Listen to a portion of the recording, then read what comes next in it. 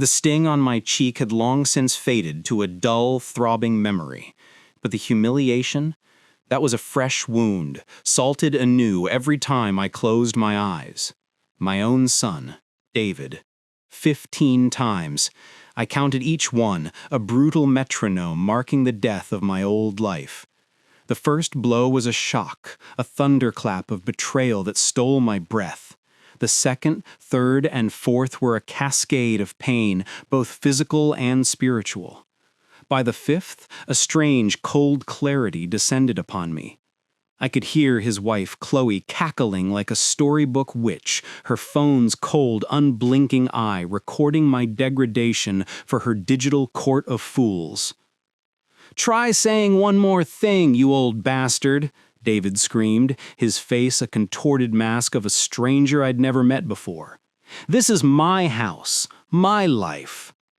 Each word was punctuated by another slap. The 15th was the hardest, a final emphatic period to his sentence of disrespect. I tasted blood, copper and shame on my tongue. They turned my humiliation into viral entertainment, editing their footage with a malicious cunning I hadn't known they possessed. They made me look like a pathetic, babbling old fool, provoking my poor, put-upon son. And half the town of Cedar Brook, the town where I'd poured my life for 40 years, believed the lie. They saw the edited clip, and not the years of love, the sacrifices, the quiet, steady building of a life. But what David and Chloe, in their youthful arrogance, failed to comprehend was that I still held something far more powerful than their fists or their social media savvy. They had stolen my dignity in a moment of rage, but I held the deed to their entire world. And soon everyone would learn what true disrespect really costs. But first, let me take you back to where it all began. Not with the violence, but with the quiet, insidious discovery that shattered my reality. The morning it started was a Tuesday, one of those perfect, crystalline late September days in Cedar Brook, Ohio. The air was cool and carried the faint, sweet smell of wood smoke and decaying leaves from the ancient oaks that lined my street, Maple Crest Drive. At 74, you learn to savor these peaceful moments. They are the dividends of a life spent working, building, and providing. I was in the kitchen of my small rental cottage, a place I'd moved to after giving David and Chloe the family home. The cottage was cozy, but it wasn't my home. My home was the 2-story colonial across the street, the one that I had built with my own 2 hands over 2 long years. I watched the sun filter through the window, glinting off the dewy grass, and took a slow sip of my black coffee. The familiar ritual was a comfort. Then the mail arrived, the soft thud of the bundle hitting the welcome mat. Bills, a gardening catalog, a postcard from an old friend vacationing in Florida. And then an envelope that made my blood run cold. It was from First National Bank. Official correspondence. My name, Arthur Pendleton, was printed neatly on the address label. But it was the subject line that made no sense, that sent a jolt of ice through my veins. Second mortgage notification, 1842 Maple Crest Drive. My house. The house I had deeded to David 5 years ago, a wedding gift meant to give him and Chloe a head start, a foundation upon which to build their own legacy. My hand, which had steadied countless nails and guided countless saws, trembled as I tore the envelope open. The paper inside was crisp, formal. Dear Mr. Pendleton, as the original deed holder and guarantor of the property located at 1842 Maple Crest Drive, we are notifying you of a secondary mortgage agreement executed on said property in the amount of $148,000. $148,000. As the guarantor, you remain ultimately responsible for this debt in the event of default. The coffee cup slipped from my fingers. It wasn't a dramatic, slow-motion fall. It was a quick, sharp shatter against the terracotta tiles, a burst of dark liquid and ceramic shards. But I barely noticed. The words on the page burned into my vision, branding my soul.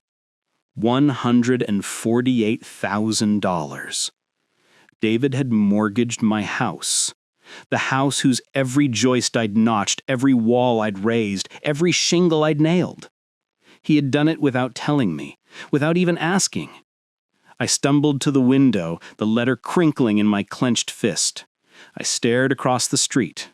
David's truck was already gone. He'd be at his job site by now.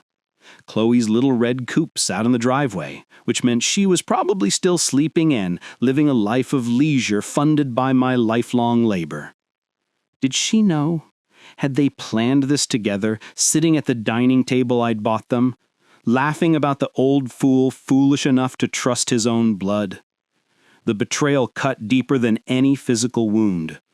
This wasn't about money. This was about the sacred bond between a father and son. It was about every sacrifice I'd made, every lesson I'd tried to impart about integrity, about building something that lasts, about honoring your debts and your name. What had he needed the money for? A bad investment? Gambling debts I knew nothing about?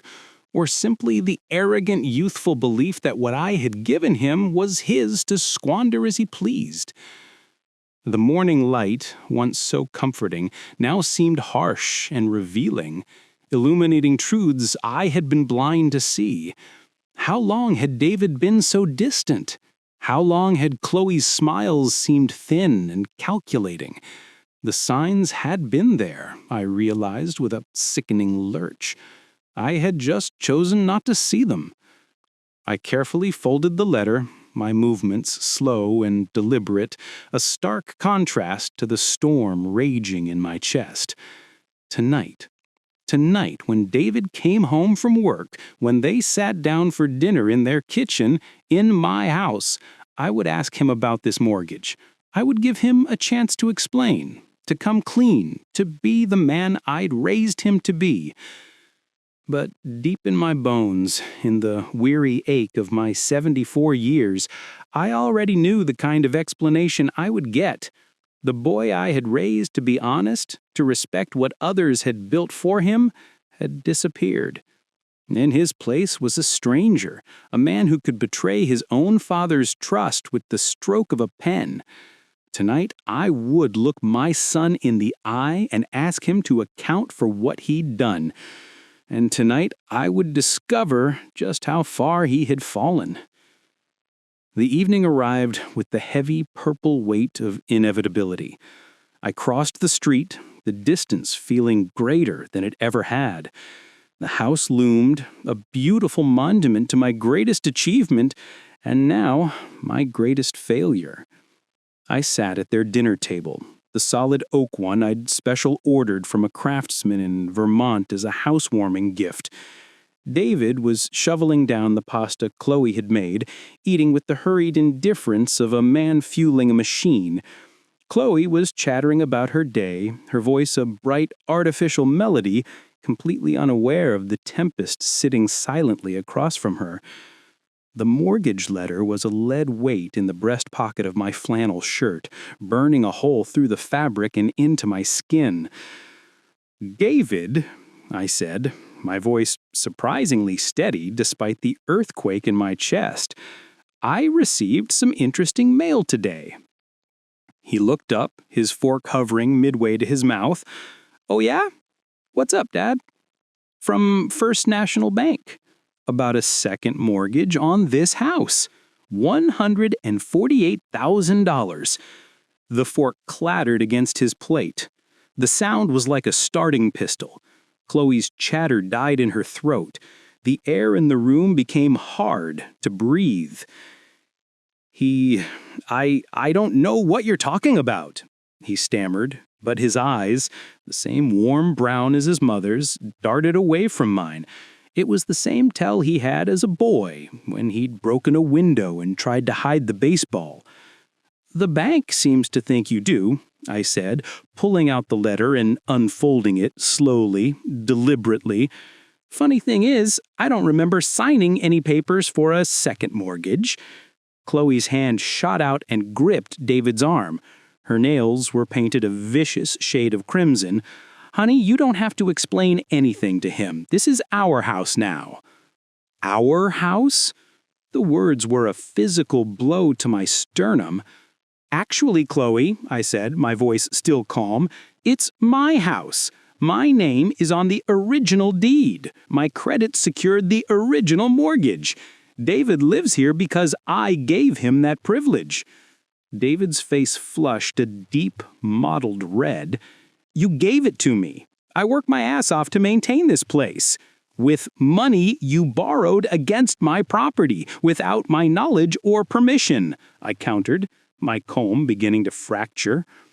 "I don't need your permission," David shouted, shooting to his feet. His chair screeched backwards against the hardwood floors I had sanded and finished myself. "I'm a grown man." "Then act like one." My voice rose for the first time, fueled by a lifetime of disappointment. "Tell me what you needed the money for." Chloe stood beside him, her voice sharp and shrill as broken glass. "He doesn't owe you explanations. You're not his boss, Arthur. You're just an old man who can't let go." The disrespect, the casual cruelty ignited something I had kept buried for a very long time. But before I could form a response, David's hand flew through the air. The first slap was a crack of thunder in the dining room. My head snapped to the side, my vision blurring with unshed tears of shock and pain. Then came the second, and the third. I began to count, a silent, desperate mantra in my mind. 1, 2, 3. My cheek burned, a fire spreading across my face. 4, 5, 6. And then I saw Chloe. She pulled out her phone, her face alight with a terrifying, gleeful malice. She started recording, giggling as she framed the shot. 7, 8, 9. "This is what happens when you disrespect me in my house," David screamed, his voice cracking with a rage that seemed to feed on itself. 10, 11, 12. I could taste blood. My ears were ringing. But I didn't raise my hands. I didn't fight back. I just took it, my body rigid with shock. 13, 14. The 15th blow was the most vicious, a final contemptuous strike that felt like it carried the weight of all his ingratitude. 15. When his hand finally stilled, the silence was deafening, broken only by his ragged panting and the faint electronic whir of Chloe's phone. She was still filming, her face a mask of cruel satisfaction. David stood over me, his chest heaving, his knuckles red and already swelling. I touched my swollen cheek, the flesh hot and tender. I tasted the metallic tang of blood on my tongue. But I didn't speak. I couldn't. The boy I had raised, the son I had taught to swing a hammer, to be gentle with animals, to look people in the eye when he spoke to them, had just destroyed something between us that could never, ever be rebuilt. As I sat there in the crushing silence, the present fell away, and I was plunged into the past. I remembered small hands, small, clumsy hands trying to wrap around the worn wooden handle of my favorite claw hammer. David couldn't have been more than 6, standing on an upturned milk crate just to reach my workbench in the garage. The scent of sawdust and motor oil was thick in the air. "Like this, Dad?" he'd asked, his little tongue poking out in concentration, his brow furrowed as he tried to line up a nail on a scrap piece of 2x4. More often than not, the hammer would hit a glancing blow, bending the nail, and his face would crumple in frustration. But I'd just ruffle his sweaty hair and show him again. "Steady hand, steady heart, son. Building something worthwhile takes patience. It's not about strength, it's about precision." 25 years ago, when I decided to build this very house on Maple Crest Drive, David was my constant shadow on the construction site. Every morning before school, he'd run out in his pajamas to see what progress we'd made overnight. Every afternoon, he'd drop his backpack at the door and race to wherever I was working. I taught him to measure twice, cut once. I showed him how to read the grain in a piece of wood, to feel when a joint was true and snug. His small, earnest hands would trace my pencil marks on fresh lumber, absorbing lessons that went beyond simple carpentry. We were building more than a house. We were building trust, character, the foundation of what I believed was an unbreakable bond. "Why do we have to be so careful with this part, Dad?" he asked one sweltering July afternoon as we framed what would eventually become his future bedroom. "Because when you build something right the first time, it lasts. When you cut corners, everything eventually falls apart. People depend on what we build. A family's safety, their memories, their dreams, they all rest on this foundation." He'd nodded, those wide, serious brown eyes drinking in every word. Back then, my approval was his sun and moon. A simple, "good job, son," could power his enthusiasm for days. The house took 2 years of evenings and weekends, of skinned knuckles and tired muscles, but also of shared laughter and quiet companionship. By age 9, David could handle basic tools with a confidence that made my chest swell with pride. He knew the difference between a Phillips and a flathead screwdriver, could identify a load-bearing wall, and understood why we needed building permits. "This is going to be the best house on the whole street, Dad," he declared proudly as we installed the porch railings together. "It already is, son," I'd replied, my heart full as I watched him work with the careful precision I had taught him. Because we built it together. When he married Chloe, a sharp, pretty girl from Dayton who seemed to love his ambition, I made what felt like the most natural decision in the world. What better wedding gift than the home we had built with our own hands, the very embodiment of our bond? I remembered handing him the keys, the deed transferred to his name, with me remaining as the guarantor, a safety net I never imagined would be needed. His face had glowed with pride and gratitude that felt like a physical warmth. He'd hugged me so tight I'd grunted, laughing. "I'll never forget this, Dad. I'll take care of it, I promise, just like you taught me to take care of everything that matters." Those words meant everything. I had believed them completely. But somewhere between that grateful young man and the enraged stranger in the dining room, something had shattered. The lessons about patience and respect had been forgotten. The values I had tried to instill had been abandoned. The boy who once asked, "Like this, Dad?" with such hope in his voice, had become a man who could strike his father 15 times without a moment's hesitation. The hands I had taught to build had learned to destroy. How did we get here? How had love curdled into rage, gratitude into entitlement, respect into violence? But as the memories receded, leaving me back in the painful present, a cold, hard realization began to form in the core of my being. They had forgotten something crucial in their triumphant cruelty. They had forgotten who still held the real power. The power wasn't in their fists or their phones. It was on a piece of paper, locked in a safe deposit box. The metallic taste of blood pulled me fully back to the present. I sat in the dining room chair, my cheek throbbing in time with my heartbeat, listening to David and Chloe's muffled, excited conversation from the kitchen. They were probably already planning their social media strategy, deciding which platform would best monetize my humiliation. My left cheek felt grotesquely swollen, a hot, tender mound of flesh. When I dabbed gingerly at the corner of my mouth with my napkin, the white cloth came away stained with a bright smear of red. 15 strikes. I had counted every single one, a silent testament to the brutality. The physical pain was a roaring fire, but it was nothing compared to the emotional devastation settling in my chest, a cold, hard stone of despair. This wasn't just about the mortgage money or the lies. This was about the complete and utter annihilation of everything I had believed about my son, about the man I had raised him to be. I could hear Chloe giggling in the kitchen, not even bothering to lower her voice. Did you see his face? He just sat there and took it, like a beaten dog. Like a beaten dog. That's what they had become in their eyes.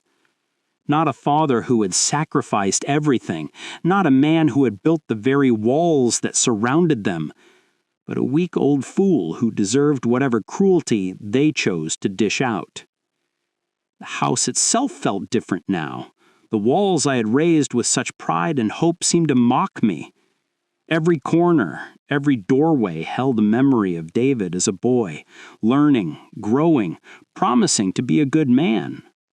But those memories were now poisoned, tainted by the horrifying reality of who he had become. I stood slowly, my knees popping, my whole body protesting the movement after sitting rigid with shock for so long. Through the dining room window, I could see the warm glow of a kitchen light in the house next door. My neighbor, Aggie Milstein, was probably up washing her dinner dishes. Had she heard the shouting? Had she seen anything through her kitchen window that faced this dining room? A part of me hoped she had. A larger part was mortified at the thought of anyone witnessing my degradation. David appeared in the doorway, his face still flushed, but the rage had been replaced by a smug, satisfied look. He looked like he had finally put me in what he considered my proper place. "Look, Dad," he said, his voice carefully controlled, dripping with condescension. It's time you understood how things work around here. This is my house now, my rules. You can visit when Chloe and I say it's okay, but you don't get to come in here making demands or asking questions about our business." Our business. The mortgage he'd taken out against my property was now their private business. The money's already spent. Bad investment. It happens. But that's not your concern anymore. Bad investment. $148,000 of my equity gambled away like pocket change at a racetrack, and he spoke of it with the casual indifference of someone discussing a minor stain on the carpet. "You need to accept that things have changed, Arthur," she added, appearing beside him, her phone still clutched in her hand like a weapon. "We're not children anymore. We don't need Daddy's permission for everything." They stood there, a united front of cruelty, waiting for me to apologize, to beg, to promise to stay out of their affairs. They expected me to shuffle away, a broken, defeated old man. But as I looked at them, really looked at them, at David's arrogant posture and Chloe's vicious smirk, something cold and hard and final crystallized in my chest. They thought they'd won. They thought 15 slaps had established their dominance permanently. They had no idea what they had just unleashed. I touched my swollen cheek one last time, feeling the heat of their disrespect. Then I walked past them without a word, heading for the front door of the house that still, legally and morally, belonged to me. This wasn't over, not by a long shot. Wednesday morning dawned as a waking nightmare. I was jerked from a fitful sleep by my phone buzzing incessantly on the nightstand, a relentless, angry hornet of text messages and missed calls. My face ached fiercely, the swelling making it difficult to open my left eye fully. The first message was from my old friend and neighbor, Walter. "Art, what in God's name is this video going around? Are you okay?" Video? A cold dread pooled in my stomach. With trembling fingers, I navigated to Chloe's Facebook profile. There it was, pinned to the top of her page. The title made me nauseous. When boomer parents try to manipulate you for attention. Drama! The footage was masterfully, maliciously edited. It started mid-scene, showing me sitting calmly at the table, then flinching dramatically, as if from nothing. It showed David standing, his face a mask of reasonable frustration, while the audio was cleverly clipped to remove his screaming. It showed me touching my face, dabbing my mouth with a napkin, all presented as a theatrical, pathetic performance. Chloe had added sad violin music and crying, laughing emojis in the corners. The comments were a torrent of digital vitriol. OMG, what an actor! Oscar-worthy performance from the old man. This is why I don't let my parents guilt trip me. Good for you, David, for standing your ground. LOL, the way he fake flinches. Pathetic. You can tell he's been emotionally abusing them for years. I watched in horror as the view count climbed. 3,000, 4,500, 6,000. Chloe had taken my genuine pain and shock and twisted it into a punchline. My real injuries were now entertainment for strangers. When I ventured outside to get the newspaper, the weight of the neighborhood's judgment was a physical pressure.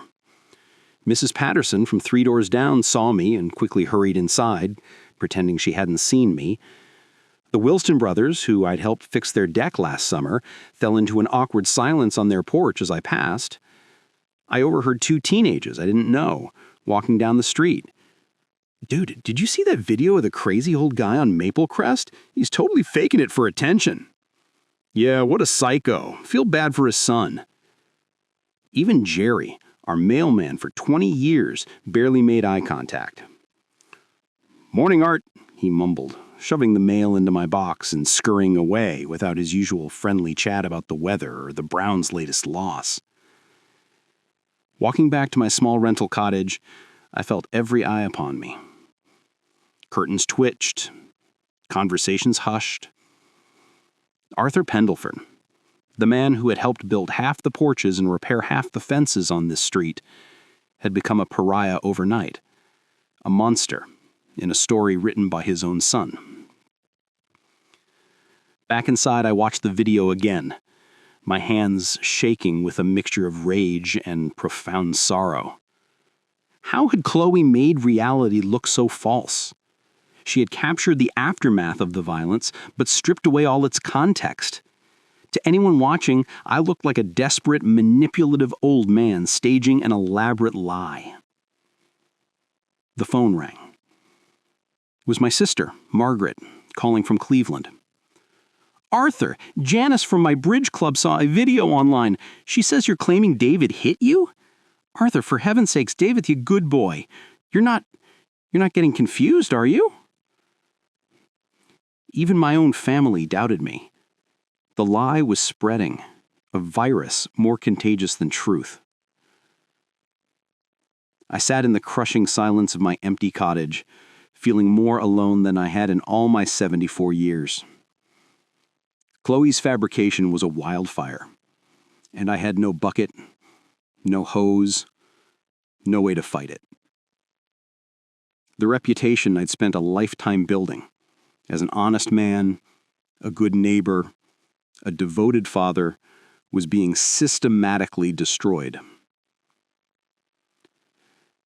But as I stared out my kitchen window, toward the house I built, the house where the truth actually happened, I remembered something. My dining room window faced directly into Agatha Milstein's kitchen window. Aggie was a creature of habit. Up with the dawn, always had her lights on by 5:30 a.m. Someone else might have seen what really happened that night. The gentle, persistent knock came just as the despair was beginning to solidify into a permanent state of being. I almost didn't answer. I couldn't bear to face another neighbor who had seen Chloe's video, who looked at me with pity or disgust. But there was something in the rhythm of the knock, soft, respectful, but firm, that made me reconsider. When I opened the door, Agatha Milstein stood in my porch. Her silver hair was coiled in its usual neat bun, and her sharp, intelligent blue eyes were filled with a deep, unwavering concern. She held a small, sleek tablet computer in her weathered, capable hands. "Arthur," she said, her voice quiet but clear, "we need to talk." Agatha had lived next door to my old house for 35 years. She'd watched David grow up from a toddler to the man he had become. She was the neighborhood's quiet matriarch, the one who brought soup when you were sick and knew everything that happened on Maplecrest Drive but never gossiped. I'd never seen her look quite so serious. "I saw what really happened last night, Arthur," she said, stepping inside without waiting for an invitation. "All of it." My heart stuttered in my chest. You saw?" She nodded, settling into my worn armchair as if it were a throne. "My kitchen window has a direct line of sight into your old dining room. Has for 35 years. I was washing my dinner dishes when I heard the shouting." She set the tablet on the coffee table between us. "I've been having some trouble with raccoons getting into my garbage cans, and those darn Johnson kids cutting through my petunias. So my grandson, Ben, installed a new security system for me last month. Top of the line. It records everything." She tapped the screen and it lit up. She turned it toward me and I felt all the air leave my lungs. It was crystal clear. A perfect, high-definition view from her kitchen, across her backyard, and straight into the brightly lit dining room of 1842 Maplecrest Drive. The timestamp in the corner read 8:51 p.m., Tuesday. The audio was surprisingly good. I watched, mesmerized and horrified as the scene played out. I saw myself asking David about the mortgage. I saw his face shift from feigned confusion to defensive rage. I heard Chloe's voice, sharp and cruel. "You're just an old man who can't let go." Then came David's explosion. The video captured it all, unedited, raw, his hand flying, the sickening sound of each impact, my head snapping back again and again. Chloe's laughter was unmistakable as she filmed it, her voice a gleeful whisper. "Get it all. Get his face." 15 times. 15 times, Arthur, Agatha said softly, as if reading my mind. "I counted. Everyone. Just like you did." The video was the complete, unvarnished truth. It captured everything Chloe had so cunningly edited out. The mortgage confrontation, David's lies, his unprovoked, sustained violence, her cruel encouragement. It was all there, an undeniable record of their betrayal and my victimization. Why didn't you call the police?" I whispered, my voice hoarse. Her expression hardened with a fierce determination. "I know you, Arthur Pendleton. 35 years I've watched you build that house, raise that boy, be a good man. You're not the kind who'd want police involved in family business unless you were the one to ask. But you're also not the kind of man who deserves to have his reputation destroyed by a pack of lies." She reached over and patted my hand, her grip surprisingly strong. "I've made copies. Sent one to my Ben. He works in computers in Columbus. He says the file has all this metadata, proves it's real, when it was filmed, where. He says it's legally valid stuff. Aggie, I don't know what to say." "You don't need to say anything," she said, standing up. "You just need to know you're not alone. That girl fooled some people with her edited nonsense, but the truth has a way of coming out. It's like a cork in water. You can push it down, but it always pops back up." She left the tablet on the table. "Keep this. Watch it as many times as you need to. Remember who you really are, not what they're trying to make you seem." At the door, she turned back, her smile a small, fierce thing. 35 years I've been watching over this street, Arthur. I've seen good people and bad. You're one of the good ones. Don't you ever let anyone convince you otherwise." After she left, I sat for a long time, just staring at the tablet, at the truth frozen on its screen. For the first time since Tuesday night, the crushing weight on my chest felt a little lighter. I had proof. I had an ally. I had a weapon. And most importantly, I remembered something else. I had something they had forgotten about completely. That evening, as a deep indigo darkness settled over Cedarbrook, I sat at my small kitchen table with a dusty cardboard box I hadn't opened in 5 years. It was the box that held all the important documents when I'd transferred the house to David. My hands were steady now as I lifted the lid. Inside, beneath old insurance policies and receipts for major appliances, lay the papers that would change everything. I pulled out the original deed first, thick, official paper with raised seals. There it was. Arthur James Pendleton, sole owner of property located at 1842 Maple Crest Drive. But it was the second document that made my pulse quicken and a cold, clear sense of purpose settle over me. It was the transfer agreement, drawn up by my lawyer, Bob Yates, for David's wedding. I'd been so eager, so happy to help my son, that I'd only read Bob's summary at the time. Now, with my reading glasses and a magnifying glass, I read every word, every clause, every subclause. And there it was, in dense, legal language but clear as day. Property is transferred to David Michael Pendleton, with Arthur James Pendleton remaining as primary deed holder and financial guarantor. In the event of default, sale, or transfer of the property, or upon the revocation of living privileges by Arthur James Pendleton, said Arthur James Pendleton retains full legal authority and ownership rights. I read it again, then a third time. David wasn't the owner, not truly.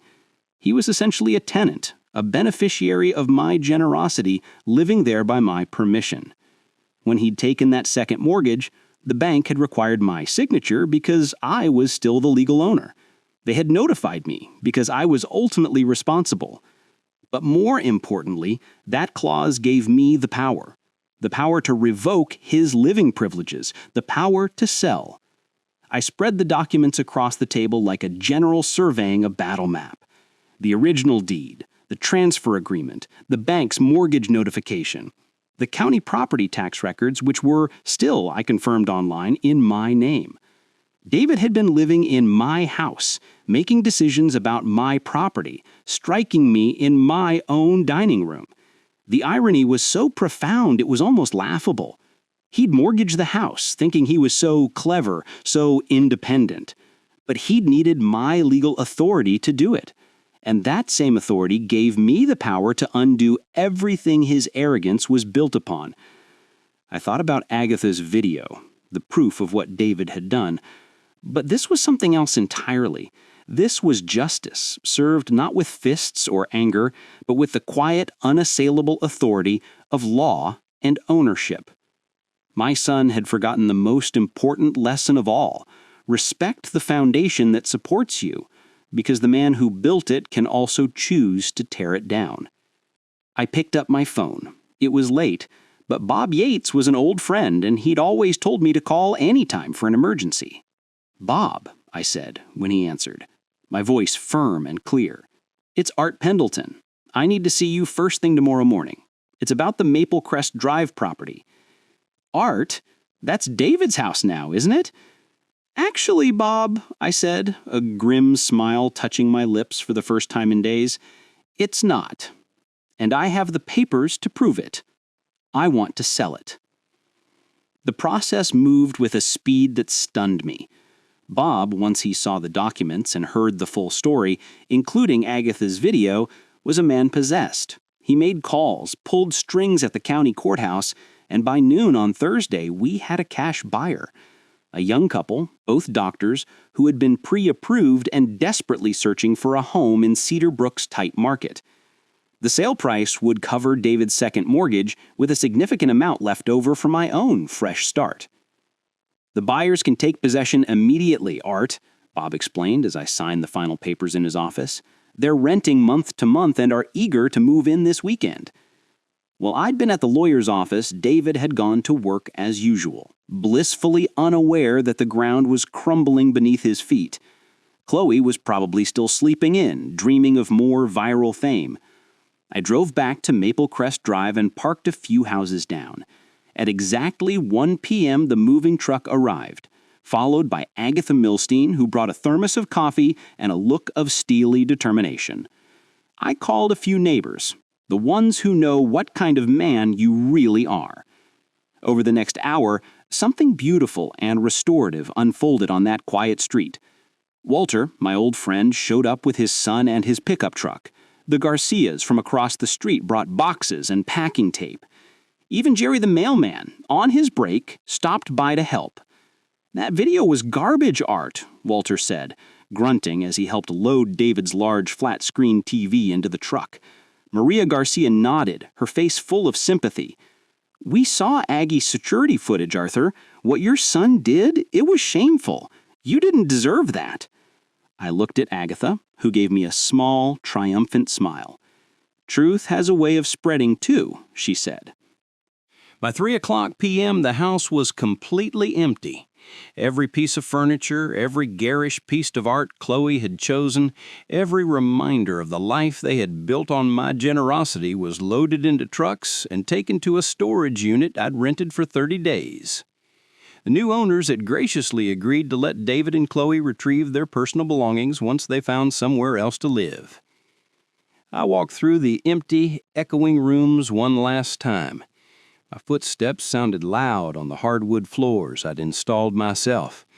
The dining room, the scene of the crime, looked smaller, almost innocent, without their table and chairs.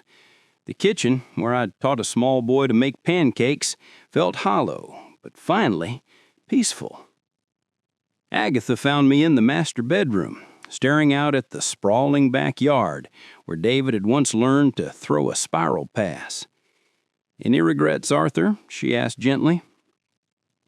I thought for a long moment, listening to the empty silence of the house. Only that it took me this long to remember who I really am. At 4:30 p.m., I locked the front door of 1842 Maple Crest Drive for the last time and handed the keys to the bright-eyed young couple who would, I hoped, fill it with love and laughter instead of cruelty and disrespect. As I walked away, I saw David's truck turning onto our street in the distance, coming home from a day's work to discover his kingdom had vanished. The sound of David's truck door slamming shut echoed like a gunshot in the quiet afternoon air. I stood across the street, next to Agatha Milstein's rose bushes, watching as my son approached what he still believed was his front door.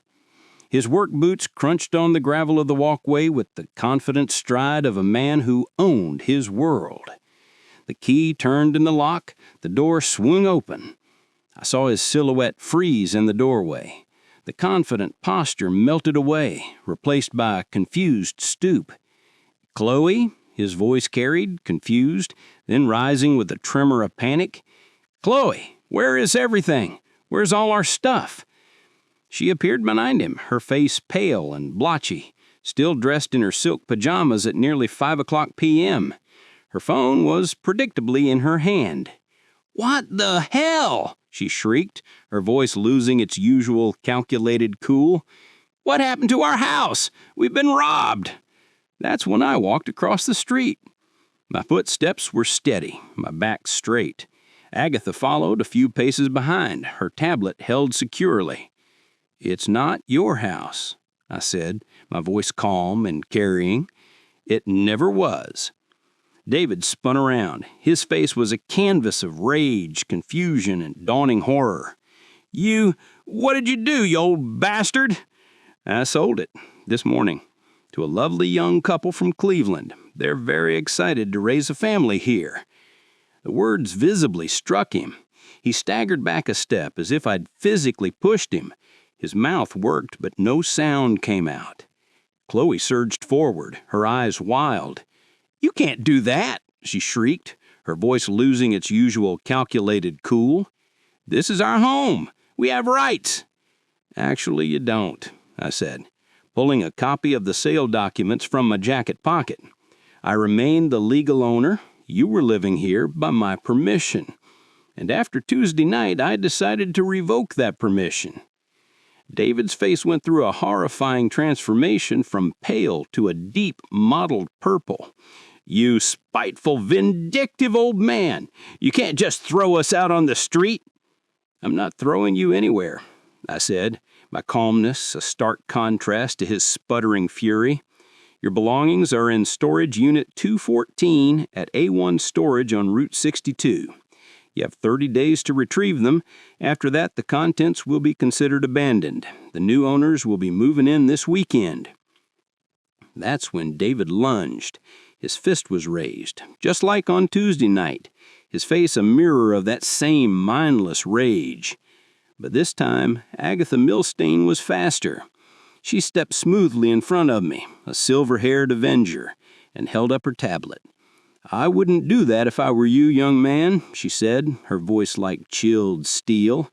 The screen was playing the clear, undeniable footage of his assault. His 15 strikes, his snarling face, Chloe's laughing encouragement. Where did you get that?" Chloe whispered, her face draining of all color. "From my security camera. Amazing what you can see from a kitchen window. Much better, more honest angle than your little edited performance piece." I watched the fight drain out of David. The reality of his situation, no house, no sympathy from the neighbors, no way to lie his way out of this, crashed down upon him. The arrogance evaporated, leaving behind a scared, foolish boy. "Dad, please," he choked out, his voice breaking. The anger was gone, replaced by a desperate, wheedling tone. For a single, fleeting moment, looking at the broken man before me, I almost felt sorry for him. I almost heard the echo of the little boy on the sawhorse. "Like this, Dad?" But then I remembered the taste of blood, the sound of the 15th slap, the sound of Chloe's laughter. I had no more sorry in me. "You had your chance to make it right, David," I said, my voice quiet but firm, carrying a finality that echoed down the street.